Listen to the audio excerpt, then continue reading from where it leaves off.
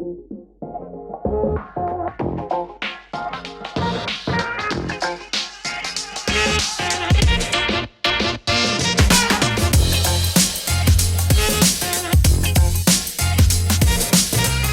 to talk about one point you mentioned, which is about, during COVID, where a lot of those, specialized hardware, people at the offices had the hardware for phone services to connect their systems to, public phone networks.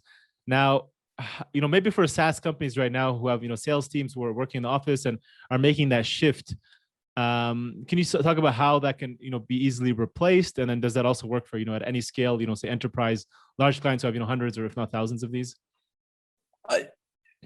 Yeah, I mean, replacing hardware with software, replacing on-premise with cloud. It's all relatively, it really comes down to a logistical issue, as well as honestly a cultural issue. We've encountered that recently, especially with COVID, where some companies embrace it, right? They really, the managers have to embrace the change. The technology is relatively simple, honestly. There are complexities in networks and security, as well as regulatory compliance in some industries. But it's really a cultural shift. We went through it ourselves internally about 5 years ago when I, as COO, made the choice to, hey, let's allow our team to work from wherever they want and let them get out of the office. We had a kind of a central office we'd had for like a decade. Everybody went to the office every day. Everybody sat in the cubicles. Everybody sat in their offices talking to each other with phones on their desk. And we said, well, let's get everybody out of there. And we learned it had to be a cultural change.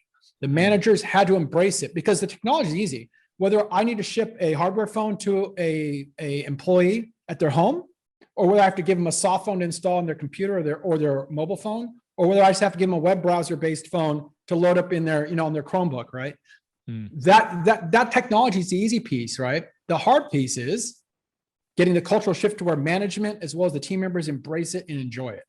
Yeah, that makes sense. That's always the biggest challenge, right? It is the biggest challenge. Yeah, getting to use the technology as simple, as easy as possible without that pushback. And yeah, exactly. What about when it comes to security? Because I can imagine, like there's call encryption, there's voice over IP security, and now with privacy concerns growing among people all over the world, right? Facebook, you have Apple, you have people just super concerned about this matter. Is this user data, typically safe technology, and where do you guys stand on this matter? How have you guys handled that?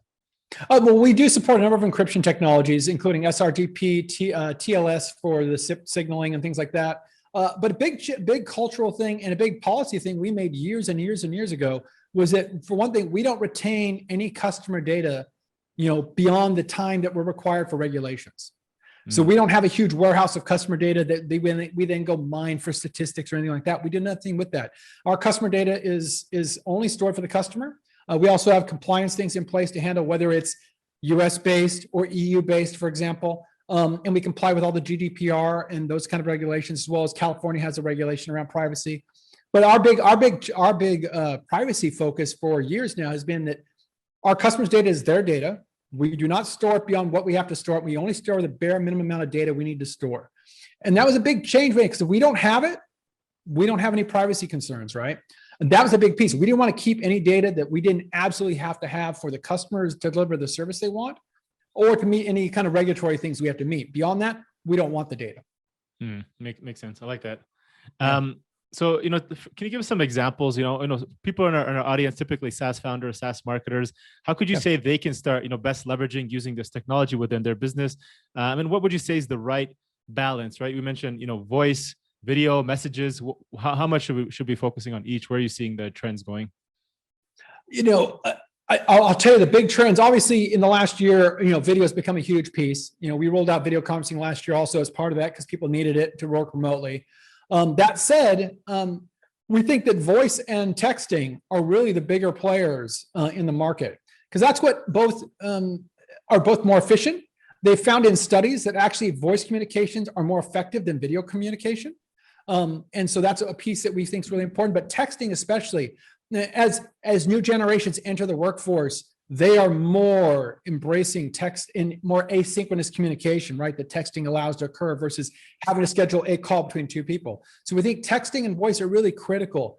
Plus, you can deliver voice anywhere in the world really easily over almost any network. Video is a little trickier. Plus, as we setting up this today, right? Having the right video camera, having a good microphone, having good audio, that's a lot more cumbersome for most employees. Whereas, hey, having a great video call or voice call and having texting, you can give out to any employee quickly, and they can use it almost anywhere all the time. Mm. And you mentioned, so I mean, you guys do voice, now you have the video conferencing and text kind of growing. So you have some of the big players, right? The Slack, the Google Hangouts, the Zoom. You guys have been around for what, 21 years or so or more. Yeah. You're now kind of a leader in the space, but how do you guys stay, competitive and compete with those big players and kind of stand out? Well, our biggest way of standing out is, one thing, one philosophy I've always had is customer service beats everything, right? So giving great customer service and being honest with your customers about what you can and can't do for them, right? To make sure your product fits their needs, right? That's key up front. If you got the expectations right, you'll knock their socks off every time. But the second piece is really comes down to, we partnered both with our 20 years of experience, a lot of things we have tremendous experience in, so we can quickly see a trend coming and either build or alter a solution we currently have to meet that trend, or we've identified the key technologies, the key open source technologies, the key partners, and we partner with companies when we need to in order to deliver all the solutions customers are expecting. And that's how we kind of stay up to pace, being a mid-sized company with the larger companies. And we actually have some exciting things in the works this year that are going to close the gap on those larger companies. And one thing's great. Open source and the internet makes it easy for you to compete with pretty much any size company if you really want to. That's true. I think your first point is super important. I think that Jeff Bezos mentioned that years ago, right? When he was building out Amazon, he said, "Hey, aren't you going to become a real estate play or no warehouse? And you're going to build all these things?" He's like, "No, I'm building a customer-based company. That's all it is. Everything is for the customer service. That's what they ask, and that's what we build for them." So that's the key. Yeah, you have to go after customers. You have to deliver what the customer wants, and you have to make sure that you're in alignment with what they need. Because there are times when we're not in alignment. They need something different than what we can deliver, and if we just sell it to them, they're not going to be happy. That's true. You can't force it onto them. Yeah. So if I'm a SaaS company, I'm the customer. What should I be looking for if I'm exploring all these different options? There's so many unified, messaging providers or VoIP providers. What should I be looking for? Well, it's interesting you say that. There are two things that I think. I mean, obviously, I'm a COO, so you know me. As a COO of a company, I'm always looking for the best service at the best price that meets all the needs, right?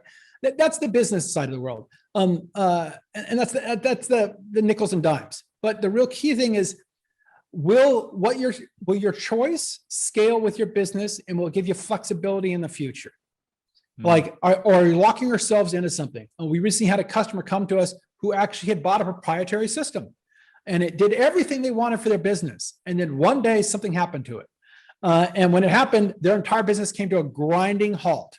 And they now have to go and rebuild all that. And we're helping them in the meantime while they do that. But they locked themselves into a proprietary system. And now once it broke, everything in their business stopped because everything was in that one box. And so, what our philosophy has always been that we put our services where customers want to work. So whether they want to work in Slack or Google or Microsoft Teams, whether they want to integrate with one of thousands of services, we decide to integrate our platform with Zapier and give a developer API so they can build into whatever they want. So that way they can use our voice services or just our text services or just our video services, and integrate into whatever their business needs. So that way all their eggs aren't in one basket. Right. And they have opportunity to grow. And as we grow, they get the new opportunities. And that's a big piece. Make sure you don't lock yourself into some proprietary system that if something goes wrong, or if that company changes directions, now you have to re-architect your entire business around it. Yeah. I mean, that's the issue, right? A lot of people lock into things of what their reliability needs are, for the next 6 months or 1 year. But what happens when you actually hit growth in 5 years and now you're stuck with this and you have a mess to work with, right? Yeah, exactly. Long term. Yeah. And to that point real quick, the interesting part about that is that over the last 11 years or so I've been with the company, we've kind of rebuilt our entire platform. We've taken our company to a whole new phase of growth and evolution at this point. And those are the lessons that I learned coming out of that, was that, don't lock yourself into a proprietary system or into some long-term contract or into a certain technology and not be open to other things that you can do. An example being perfectly as we're seeing coming out of the colleges now, Chromebooks are flying out of the colleges. They're faster growing than anything else when it comes to your K through 12 education. Chromebooks is now the biggest segment of technology. Well, for me as a leader in business and technology, when you're talking about that, and SaaS in particular, which I know is your focal point, is I'm going, well, the next generation of kids are going to be looking at that, and they might come out of school and go, that was so easy to use, I want to use that. Well, I need to make sure my platform is ready to deliver services. And to that end, like a couple of years ago, we built a web-based phone that works perfectly well on a Chromebook. So if a company wants to deploy something inexpensive to employees, we're there. And that's kind of my philosophy of we put our services where people want to work so they can be flexible in their choices, not locked into a choice that we force on them.